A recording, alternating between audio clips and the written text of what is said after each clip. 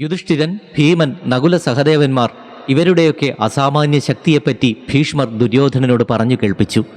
ശേഷം ദ്രൗപദിയുടെ പ്രതിജ്ഞയും ചൂതിൽ പറഞ്ഞ പരുഷവാക്കുകളും അവരെ രൗദ്ര സ്വഭാവമുള്ളവരാക്കി തീർത്തതിനെപ്പറ്റിയുമൊക്കെ പറഞ്ഞു. കൃഷ്ണനോടൊപ്പം നിൽക്കുന്ന പാർത്ഥൻ ലോകത്തെ മുഴുവൻ സംഹരിക്കുവാൻ ശക്തിയുള്ളവനാണ്.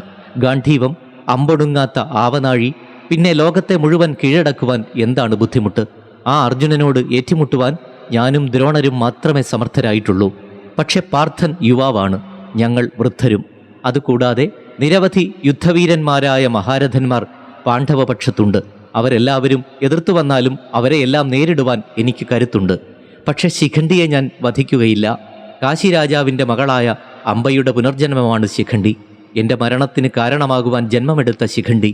കാലത്തിൻ്റെ കൽപ്പനകളെ മാത്രം തടഞ്ഞു നിർത്തുവാൻ ആർക്കും സാധ്യമല്ല. അത് സംഭവിക്കുക തന്നെ ചെയ്യും. ഭീഷ്മർ ദുര്യോധനനോട് ഇപ്രകാരം പറഞ്ഞു നിർത്തി.